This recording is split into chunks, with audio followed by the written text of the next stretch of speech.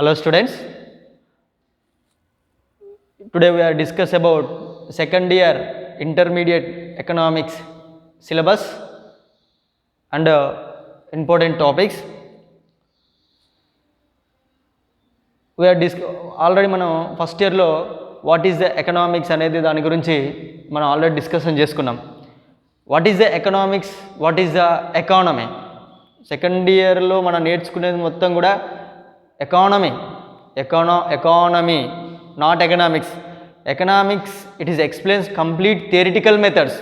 అది ఎప్పుడు కూడా చేంజ్ అనేది కాదు, ఎకనామిక్స్ చేంజ్ అనేది కాదు. But economy is the change. అది కంప్లీట్గా ఏమవుతుందంటే ఎకనామికల్ సిస్టమ్ అంటే వరల్డ్లో ఉండేటటువంటి ఎకనామికల్ సిస్టమ్ చేంజ్ అవుతుంటుందిగా, ఆటోమేటిక్గా ఎకానమీ డాటా మొత్తం చేంజ్ అవుతూ ఉండడం అనేది జరుగుతుంది. ఓకేనా. మనం సెకండ్ ఇయర్లో అంటే ఈ సెకండ్ ఇయర్ ఎకనామిక్స్లో దేని గురించి నేర్చుకుంటాం సార్ అంటే what is the growth, what is the development. Growth అంటే ఏంటిది, డెవలప్మెంట్ అంటే ఏంటిది అనే దాని గురించి మనం ఫస్ట్ యూనిట్లో డిస్కషన్ చేయడం అనేది జరుగుతుంది. ఓకేనా. గ్రోత్ అంటే ఏంటిది, డెవలప్మెంట్ అంటే ఏంటిది, డెవలప్మెంట్ కంట్రీస్ అంటే ఏంటి, డెవలప్డ్ కంట్రీస్ అంటే ఏంటి, what is the developed countries, what is the developing countries. ఓకేనా. అంటే వాటి ఆ రెండింటికి మధ్య ఏంటి డిస్కషన్ అనేది జరగాలి. డెవలప్డ్ కంట్రీస్ అంటే ఏంటిది, డెవలప్డ్ కంట్రీస్ అంటే ఏంటిదో తెలిసి ఆటోమేటిక్గా గ్రోత్ అంటే ఏంటిది, డెవలప్మెంట్ అంటే మనకు తెలవడం అనేది జరుగుతుంది. ఇంకా అదేవిధంగా ఫస్ట్ యూనిట్లో ఆ టాపిక్స్కి వచ్చేసి ఏంది, what is the indicates, what is the indicates. సూచికలు అంటే ఏంటి. ఓకేనా. అంటే సూచికలు దేనికి సంబంధించి సూచికలు అంటే డెవలప్మెంట్కి సంబంధించి సూచికలు, అభివృద్ధికి సంబంధించినటువంటి సూచికలు అంటే ఏంటిది. ఓకేనా. ఆర్థిక అభివృద్ధి సూచికలు అంటే ఏంటి అనే దాని గురించి మనం ఫస్ట్ ఇయర్లో నేర్చుకోవడం అనేది జరుగుతుంది. అదేవిధంగా ఇండియన్ ఎకనామికల్ సిస్టమ్ ఏ విధంగా ఉంటుందనే దాని గురించి కూడా మనం ఈ సెకండ్ ఇయర్లో డిస్కషన్ చేయడం అనేది జరుగుతుంది. అదేవిధంగా సెకండ్ ఇయర్ ఎకనామిక్స్కి వచ్చేసి అనదర్ ఇంపార్టెంట్ టాపిక్ ఏంటంటే what is the national income, what is the national income, జాతీయ ఆదాయం అంటే ఏంటిదో డిస్కషన్ చేస్తాం. ఓకేనా. వాట్ ఈస్ ద నేషనల్ అంటే నేషనల్ ఇన్కమ్ చేంజెస్, ఫ్లక్చుయేషన్స్, ఒడిదుడుకులు ఏ విధంగా ఉన్నాయనే దాని గురించి దీనిలో డిస్కషన్ చేస్తాం. ఓకేనా. దీంట్లో అనదర్ ఇంపార్టెంట్ టాపిక్ ఉంది what is the income inequalities, ఆదాయ సంపద అసమానతలు ఏ విధంగా ఉంటున్నాయి అనే దాని గురించి డిస్కషన్ చేస్తాం మన ఈ సెకండ్ ఇయర్ ఈ యూనిట్లో. ఓకేనా. Another important topic what is the poverty, పేదరికం అంటే ఏంటిదనే దాని గురించి డిస్కషన్ చేస్తాం. ఓకేనా. ఇండియాలో poverty index in 1952 in this period అంటే 1950s నుంచి 1950 నుంచి ఇప్పటి పీరియడ్ వరకు ఇండియాలో పావర్టీ లైన్, పేదరికపు గీత మీద నివసిస్తున్నటువంటి వారి పాపులేషన్ ఎంత ఉంది, అసలు పేదరికం ఎందుకు ఉంటుంది, పేదరికం ఇంక్రీజ్ చేయడానికి, పేదరికాన్ని డిక్రీజింగ్ చేయడానికి మరి ఏ చర్యలు గవర్నమెంట్ సూచిస్తుంది అనే దాని గురించి డిస్కషన్ చేస్తాం. అనదర్ టాపిక్ ఏంటిది unemployment. What is that unemployment అంటే ఏంటిది, నిరుద్యోగిత. అన్ఎంప్లాయ్మెంట్ అంటే నిరుద్యోగిత, ఉద్యోగం లేకపోవడాన్నే నిరుద్యోగిత అంటాం. ఓకేనా. మరి ఇండియాలో అన్ఎంప్లాయ్మెంట్ సిచ్యువేషన్స్ అనే ఏ విధంగా ఉన్నాయి, ప్రజెంట్గా అన్ఎంప్లాయ్మెంట్ సిచ్యువేషన్స్ అని ఏ విధంగా ఉన్నాయనే దాని గురించి డిస్కషన్ చేస్తాం. సిన్స్ 1950s నుంచి ఇన్ దిస్ ఈ పీరియడ్ వరకు unemployment situations, poverty situations, what is the difference between poverty and unemployment, ఈ రెండు ఇంటర్ డిపెండబుల్గా ఏ విధంగా డిపెండ్ అయ్యేది అనే దాని గురించి డిస్కషన్ చేస్తాం. ఓకేనా. Another very very important topic is the sectors of Indian economy. What is the sectors of Indian economy. Indian economical system depend on 3 sectors.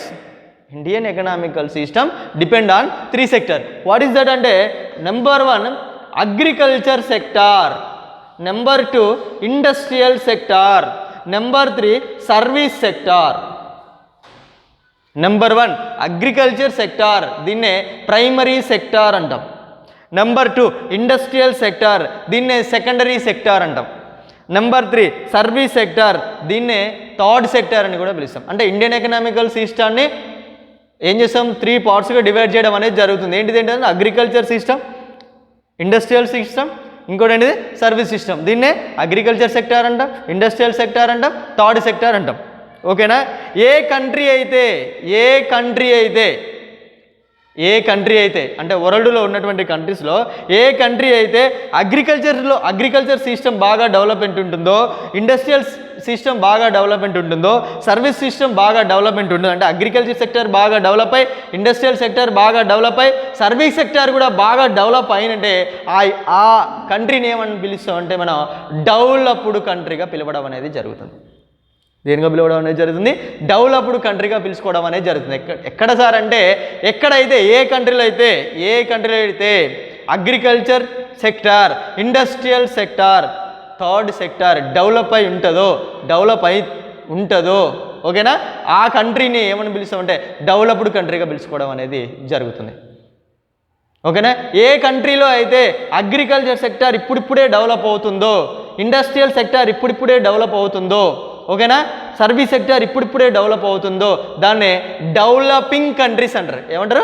Developing countries. What is the developed countries, what is the developing countries అంటే దాని అర్థం ఏంటి sir అంటే బాగా అభివృద్ధి చెందినటువంటి దేశాలు, బాగా అభివృద్ధి చెందుతున్నటువంటి దేశాలు, అభివృద్ధి చెందిన దేశాలు, అభివృద్ధి చెందుతున్న దేశాలు. అభివృద్ధి చెందిన దేశాలుగా దేన్ని పిలుచుకుంటాం అంటే అగ్రికల్చర్ సెక్టర్ కానివ్వండి, ఇండస్ట్రియల్ సెక్టర్ కానివ్వండి, సర్వీస్ సెక్టర్ కానివ్వండి, ఈ మూడు బాగా డెవలప్ అయితే ఎక్కడైతే డెవలప్ అవుతాయో ఆ కంట్రీస్ని ఏమని పిలుస్తాం మనం? డెవలప్డ్ కంట్రీస్ అంటాం. ఓకేనా. ఈ మూడు కంట్రీస్ ఇప్పుడిప్పుడే డెవలప్ అవుతున్నావు ఆ కంట్రీస్ని ఏమంటాం మనం? డెవలపింగ్ కంట్రీస్ అని పిలుచుకోవడం అనేది జరుగుతుంది. మరి ఈ డెవలప్డ్ కంట్రీస్కి మనం దేని పిలుచుకుంటాం? యుఎస్ అమెరికాని, ఓకేనా, బ్రిటన్ని, ఓకేనా, చైనాని, ఓకేనా, ఫ్రాన్స్ని, ఓకేనా, వీటన్నిటిని కూడా మనం ఏమని పిలుస్తాం? డెవలప్డ్ కంట్రీస్గా పిలుస్తున్నాం. బాగా అభివృద్ధి చెందిన దేశాలుగా పిలుచుకోవడం అనేది జరుగుతుంది. ఓకేనా. మరి అభివృద్ధి చెందుతున్నటువంటి దేశాలుగా దేన్ని పిలుచుకుంటున్నాం సార్ అంటే ఇండియా, శ్రీలంక, బంగ్లాదేశ్, ఓకేనా, పాకిస్తాన్, వీటన్నిటిని ఏమైనా పిలుస్తాం మనం? అభివృద్ధి చెందుతున్నటువంటి దేశాలుగా పిలుచుకోవడం అనేది జరుగుతుంది. ఓకేనా. ఇక్కడ మనకు టూ డెఫినేషన్స్, ఒకటి డెవలప్డ్ కంట్రీస్ అంటే ఏంటి, డెవలపింగ్ కంట్రీస్ అంటే ఏంటి అనేది తెలిసిపోతుంది. ఎక్కడైతే అంటే ఏ కంట్రీలో అయితే ఈ మూడు సెక్టార్స్ బాగా డెవలప్ అవుతాయో, ఆ డెవలప్ అయిన వాటిని ఏమంటాం మనం ఇక్కడ? డెవలప్డ్ కంట్రీస్గా. ఇప్పుడిప్పుడే డెవలప్ అవుతుంటాయి ఈ మూడు సెక్టర్, వాటిని ఏమైనా పిలుస్తాం? డెవలపింగ్ కంట్రీస్గా పిలుచుకోవడం అనేది జరుగుతుంది. మరి దీనికి గ్రోత్కు డెవలప్మెంట్కి సంబంధం ఏంటంటే వాట్ ఈస్ ద గ్రోత్ అంటే వృద్ధి. గ్రోత్ అంటే ఏంటిది? వృద్ధి. డెవలప్మెంట్ అంటే అభివృద్ధి. గ్రోత్ అంటే ఏంటిది? వృద్ధి. డెవలప్మెంట్ అంటే అభివృద్ధి. What is the growth? Economical growth refers to and increasing in a country real output. ఏమంటుండే అక్కడ? Real output goods and services. Real outputs of goods అంటే ఏంటిది? వస్తువులు సేవలు. గూడ్స్ అంటే ఏంటి? వస్తువులు. సర్వీస్ అంటే ఏంటి? సేవలు. గూడ్స్ అండ్ సర్వీసెస్, వస్తువు సేవలలో నిజమైనటువంటి ఉత్పత్తి పెరుగుతూ ఉండడాన్నే ఇక్కడ గ్రోత్ అంటాం. ఏమంటాం? గ్రోత్ అంటే ఏంటి సార్ అంటే ఇంక్రీజ్. ఏమన్నాడు ఇక్కడ? ఇంక్రీజ్, పెరుగుదల. ఏమన్నాడు? ఇంక్రీజ్, పెరుగుదల. ఏమన్నాడు? ఇన్ ఏ కంట్రీ, ఒక దేశం యొక్క పెరుగుదల. ఏమన్నాడు? దేంట్లో పెరుగుదల ఉండాలంట? Goods and services. ఏమని అడిగింది ఇక్కడ? Goods and services. చూడండి, ఎకనామికల్ గ్రోత్ ఆర్థిక వృద్ధి అనేది ఎక్కడ ఉంటుందంటే ఇక్కడ ఏమని చెప్పింది? ఆర్థిక వృద్ధి అంటే increase a country's real output, ఓకేనా, నిజమైన ఆదాయం, నిజమైన ఉత్పత్తి ఎక్కడ కావాలంటే ఇక్కడ గూడ్స్ అండ్ సర్వీసెస్. ఎక్కడైతే ఏ దేశంలోనైతే గూడ్స్ అండ్ సర్వీసెస్ అంటే ఉత్పత్తులలో అంటే వస్తువులు సేవల యొక్క ఉత్పత్తి, ఓకేనా, పెరుగుతూ ఉంటుందో, నిరంతరంగా పెరుగుతూ ఉంటుందో, స్థిరమైనటువంటి పెరుగుదల ఉంటుందో దాన్ని ఏమన్నా మనం గ్రోత్ అని పిలుచుకుంటాం. ఓకే, ఎకనామికల్ గ్రోత్ అని పిలుస్తాం. మరి ఎకనామికల్ గ్రోత్ అనేది ఏ కంట్రీకి సంబంధించింది సార్ అంటే డెవలప్డ్ కంట్రీస్కి సంబంధించింది. ఏ కంట్రీస్కి సంబంధించింది? అది డెవలప్డ్ కంట్రీస్కి సంబంధించినటువంటి విషయం. ఏంటిది? గ్రోత్ అనేది. ఓకేనా. మరి డెవలప్మెంట్ అంటే ఏంది? It refers not only economical growth. Development అంటే not only economical growth but ఏమన్నాడు ఇక్కడ? But also about progressive changes in the socio-economical structure of the country. Development అంటే ఏంటిదంట? నాట్ ఓన్లీ ఏమన్నాడు ఇక్కడ? ఏమన్నాడు? Refer not only economic growth, ఆర్థిక వృద్ధి మాత్రమే కాదు. ఏమన్నాడు అక్కడ? Changes of socio economical structure అంటే సాంఘిక ఆర్థికపరమైనటువంటి వ్యవస్థాపరమైనటువంటి మార్పులు కూడా కావాలన్నాడు. ఎక్కడ? డెవలప్మెంట్లో. ఎక్కడ? డెవలప్మెంట్లో ఏమని చెప్పింది ఇక్కడ? సాంఘిక ఆర్థిక వ్యవస్థాపరమైన, స్ట్రక్చరల్ వ్యవస్థాపరమైన, సోషియో ఎకనామిక్, సాంఘిక ఆర్థిక వ్యవస్థాపరమైనటువంటి మార్పులు ఎక్కడైతే జరుగుతున్నాయో దాన్ని ఏమని పిలుస్తాం మనం ఇక్కడ? డెవలప్మెంట్ అని పిలుస్తాం. ఏమని పిలుస్తాం? డెవలప్మెంట్ అని పిలుస్తాం. మరి డెవలప్మెంట్ అనేది దేనికి సంబంధించారంటే డెవలపింగ్ కంట్రీస్కి సంబంధించింది. డెవలపింగ్ కంట్రీకి సంబంధించింది. Like that India, Sri Lanka, Bangladesh, Pakistan, Myanmar, Nepal, ఇవన్నీ కూడా ఏ కంట్రీస్ అంటే డెవలపింగ్ కంట్రీస్. ఓకేనా? మరి డెవలపింగ్ కంట్రీస్కి డెవలప్డ్ కంట్రీస్కి చేంజ్ అంటే డెవలప్డ్ కంట్రీస్లో ఏమన్నాడు ఇక్కడ? Increase a countries రిజల్ output goods and services అన్నాడు. అక్కడ ఇంక్రీజ్ ఏంటి? పెంచడం, పెరగడం, స్థిరమైనటువంటి పెరుగుదల ఉంది అక్కడ దేంట్లో? గూడ్స్ అండ్ సర్వీసెస్లో. కానీ డెవలప్మెంట్ ఏమంది? నాట్ ఓన్లీ ఎకనామికల్ గ్రోత్ అంటే ఏంటి? దాని అర్థం ఏంది? గూడ్స్ అండ్ సర్వీసెస్ని పెంచడమే కాదు, అక్కడ ఏమేం చేంజెస్ కావాలంట? సోషియో ఎకనామికల్ స్ట్రక్చరల్ చేంజెస్ కూడా కావాలంట. సాంఘిక ఆర్థిక వ్యవస్థాపరమైనటువంటి మార్పులు కూడా కావాలంట. ఎక్కడ? డెవలప్మెంట్ కంట్రీస్లో. డెవలప్మెంట్ కంట్రీస్ అంటే ఏంటి? Developing countries. ఎక్కడెక్కడ? ఇండియా, పాకిస్తాన్, నేపాల్, మయన్మార్, శ్రీలంక, బంగ్లాదేశ్ లాంటి దేశాలలో సోషియో ఎకనామికల్ స్ట్రక్చరల్ చేంజెస్ కూడా ఉండాలి. మరి మరి ఇక్కడ అమెరికా, బ్రిటన్, చైనా, ఫ్రాన్స్లో సోషియో ఎకనామికల్ చేంజెస్ అవసరం లేదంటే ఆల్రెడీ సోషియో ఎకనామికల్ స్ట్రక్చరల్గా వాళ్ళు ఆల్రెడీ ఎప్పుడో డెవలప్ అయి ఉన్నారు. సోషియో ఎకనామికల్ స్ట్రక్చరల్గా బాగా డెవలప్ అయి ఉన్నారు కాబట్టే వాళ్ళు ఈరోజు ఏం చేస్తారు? వాళ్ళు just increase a country's real output or goods and services, స్థిరమైనటువంటి వస్తు సేవల పెరుగుదలను మాత్రమే వాళ్ళు కాన్సన్ట్రేషన్ పెట్టడం అనేది జరుగుతుంది. మిగతా దాంట్లో మీద వాళ్ళు కాన్సన్ట్రేషన్ పెట్టాల్సినటువంటి అవసరం కూడా, ఎందుకంటే అక్కడ ఆల్రెడీ అంటే డెవలప్డ్ కంట్రీస్లో సోషియో ఎకనామికల్ స్ట్రక్చరల్ చేంజెస్ అనేవి ఎప్పుడో వచ్చినాయి. డెవలపింగ్ కంట్రీస్లో సోషియో ఎకనామికల్ స్ట్రక్చరల్ చేంజెస్ రాలే కాబట్టి ఇప్పుడిప్పుడే చేంజెస్ వస్తున్నాయి కాబట్టి వాటిని ఏమంటున్నాం అంటే మనం డెవలపింగ్ కంట్రీస్కి సంబంధించింది. డెవలప్మెంట్ అనేది డెవలపింగ్ కంట్రీస్కి సంబంధించినటువంటి అంశంగా మనం పిలుచుకోవాలి. ఓకేనా?